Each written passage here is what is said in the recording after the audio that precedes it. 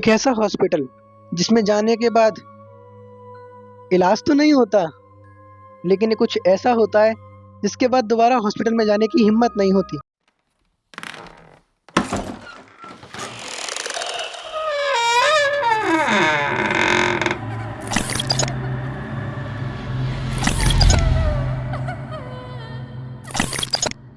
तो नमस्कार दोस्तों, एक और खौफनाक सी खतरनाक वीडियो में हम आपका स्वागत करते हैं। बहुत दिनों बाद वीडियो आ रही है, एंजॉय करना। आज हम एक ऐसे हॉस्पिटल के बारे में आपको बताएंगे जिसमें जाने के बाद मयंक नाम के लड़के के साथ क्या हुआ वो तो आप लोग जानोगे ही, लेकिन इस वीडियो के बाद हॉस्पिटल जाने में आप 1000 बार सोचोगे। अब इसका मतलब ये नहीं है कि हॉस्पिटल में ही नहीं जाओगे, अनजान हॉस्पिटल में जाने से 1000 बार सोचोगे। तो ये कहानी आज से 4 साल पहले की है, जब दुनिया थोड़ी थोड़ी नॉर्मल हुई थी लॉकडाउन के बाद। शुरुआती दिन थे जनवरी का। हल्का हल्का कोहरा नहीं, बहुत खतरनाक कोहरा छाता है भाई जनवरी में। ठंड पड़ती है कड़ाके की। उसी टाइम हमारा एक मयंक नाम का लड़का, जिसकी पढ़ाई वगैरह सब कंप्लीट हो चुकी थी, अब वो जॉब करने के लिए जॉब ढूंढ रहा था। लेकिन जब तक जॉब नहीं मिल रही थी वो अपने घर के काम करता था, और करना भी चाहिए यार, घर के काम करने से अच्छी बात होती है। तो वो घर के सारे काम करता था, जैसे जो भी घर के बाहर से सामान लाने वाला काम होता था वो यही करता था, और कोई नहीं करेगा, सिर्फ यही करेगा। जैसे आटे पे चक्की पे जाना है, या सामान लाना है, या सब्जी लानी है, तो वो यही लेके आता था। इनके गांव में कोई ऐसा मतलब जगह नहीं थी जहाँ पर चक्की हो, सब्जी मंडी हो, या कोई भी ग्रोसरी का सामान मिलता हो। कोई दुकान वगैरह थी नहीं इनके गांव में, तो इनको दूसरे गांव में जाना पड़ता था। इनको नहीं मतलब इसको, मयंक जाता था। इसके पास एक बाइक थी अपनी, बढ़िया अच्छी वाली, उसी से जाता था, उसी से लाता था बढ़िया।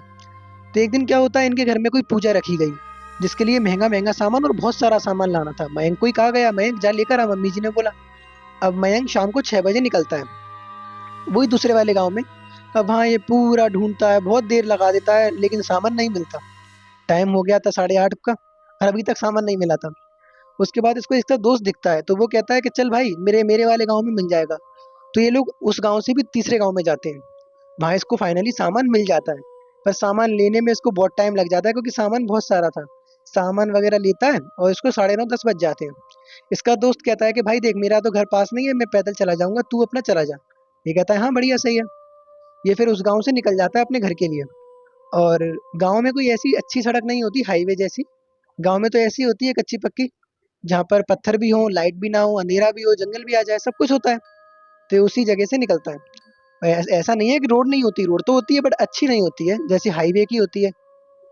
निकलता है ये बढ़िया, अपना स्पीड में गाड़ी चला रहा होता है। सामने से एक कार आ रही होती है बहुत तेज।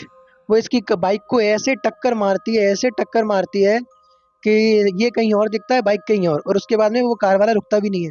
वो तो चला जाता है स्पीड में कि किसी ने देखा नहीं, मैं क्यों रुकूं, बट रुकना चाहिए। लेकिन वो रुकता नहीं है। ये उठता है, देखता है इसके पैर में बहुत जोर से लगी थी, भाई साहब इतना खून बह रहा था। ये देखता है, और उसका फोन इसके पास नहीं, फोन भी मतलब इसकी जेब से उड़ गया था, कहीं गिर गया था, फोन भी दिख नहीं रहा था इसको। अब ये बाइक उठाता है अपनी और देखता है आसपास कोई हॉस्पिटल दिख जाए तो पहले मलहम पट्टी कराऊं, मोबाइल फोन बाद में ढूंढूंगा। थोड़ा आगे आता है, कोई हॉस्पिटल नहीं दिख रहा भाई। और आगे आता जाता है तो इसको अपने राइट साइड में एक हल्की सी रोशनी दिखती है। ये वहां पर जाकर देखता है तो एक अस्पताल था। वहां जाता है, बुलाता है, अरे कोई मेरी मलहम पट्टी कर दो, कोई है, मेरी हेल्प करो, मेरे को खून आ रहा है, मेरे बहुत दर्द हो रहा है। कोई सुनता ही नहीं है यार। 5 मिनट चिल्लाता है, कोई सुनता नहीं है, तो ये लौटने लगता है। तो अंदर से एक हंसने की आवाज आती है एक औरत की। वो कहती है, अरे कहाँ जा रहे हो, मैं तुम्हारी मलहम पट्टी कर दूंगी, रुको, बैठ जाओ यहाँ बेंच पे। ये बैठ जाता है बेंच पे, इंतजार करता है 5 मिनट, 10 मिनट, 15 मिनट, फिर कोई नहीं आता। ये सोचता है यार, बेकार अस्पताल में आ गया मैं, इससे अच्छा तो घर ही चला जाता। अभी तक मम्मी जी से डांटी तो पड़ती थोड़ी सी, तो पड़ती रहती। उसके बाद ये उठ के जाने लगता है। जैसे ही उठ के जाने लगता है, पीछे से फिर हंसने की आवाज आती है।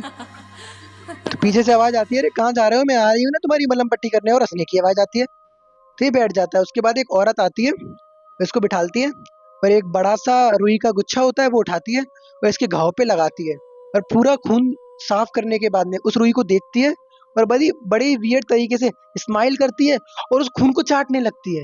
ये देखता है, अरे क्या कर रही हैं आप। और उसके बाद इसको देखती है, और इसके जो पैर में लगी थी, जिस जगह घाव था, उस तरफ आती है चाटने के लिए।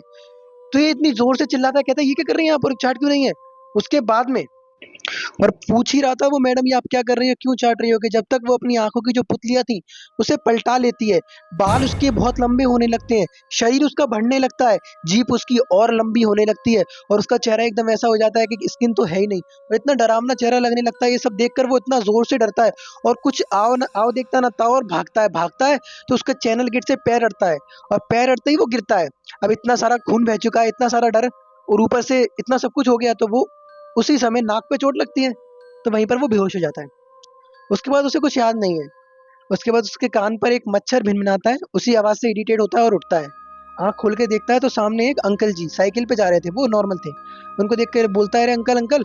उन्हें रोकता है कि इससे इनसे मदद मांगू, और उनसे वो अंकल देखते हैं कि कैसी हालत में, तो वो पूछते हैं, बेटा तुम इस हालत में यहाँ क्या कर रहे हो, क्या क्या हुआ तुमको। तो वो सारी बात बताता है कि रात में ऐसे ऐसा मैं हॉस्पिटल में आया था, और ये हॉस्पिटल में। वो कहते हैं क्या बेटा, वो पीछे हाथ करके कहता है, अरे ये वाला हॉस्पिटल। पीछे कोई हॉस्पिटल नहीं होता, पूरा सफाचट मैदान होता है। वो देखकर वो अंकल बोलते हैं कि बेटा क्या हो गया आपको। उसके बाद में वो अंकल कहते हैं कि बेटा तुम चिंता मत करो, मैं तुम्हें तुम्हारे घर छोड़ के आता हूँ। उसके बाद घर छोड़ के आते हैं वो अंकल, और उसकी मम्मी को भी अकेले में ले जाकर बोलते हैं कि आप इसको डांटना मत, ये अभी सदमे में है, इसके साथ बहुत कुछ हुआ है। तो मम्मी डांटती नहीं है, इसको ये डर था कि मम्मी जी डांटेंगी कि सामान लेने भेजा उसमें भी तू ये करके आ गया। उसके बाद में गाइज बहुत दिन लगे इसको समझने में। बाइक वगैरह चलाना इसने बंद कर दी, बाहर निकलना बंद कर दिया, डरा डरा सा रहने लगा। और उसके बाद में जब थोड़ा सही हुआ ये, तो वो हॉस्पिटल देखने के लिए फिर से आया, लेकिन उस जगह तो हॉस्पिटल कभी था ही नहीं। फिर इसको लगने लगा कि शायद वो मेरा वहम था।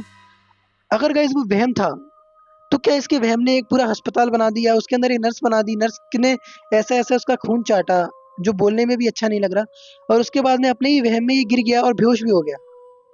कुछ तो अजीब लग रहा है। उसके बाद इसने जो भी बात हर किसी को बताई, जिसको बताई उन्होंने मानी नहीं, लेकिन वो तो जिस पे बीतती है वही जानता है, जिसके साथ होता है वही जानता है, हर कोई इसको फील नहीं कर सकता। तो चलिए, आपको स्टोरी अच्छी लगी होगी, हम आज की वीडियो को एंड करते हैं। और आप लोगों को अच्छी लगी हो तो कमेंट में बताना, लाइक करना। 500 सब्सक्राइबर पे हम लोग इंस्टाग्राम अकाउंट भी बना लेंगे, तो सब्सक्राइब करो। कोई स्टोरी सुनाना चाहते हो, बताना चाहते हो, तो कमेंट में टॉपिक लिख सकते हो, वरना कमेंट बॉक्स में ईमेल आईडी है, उस पर भी भेज सकते हो। हम मिलते हैं किसी और खतरनाक सी वीडियो में, तब तक के लिए बाय।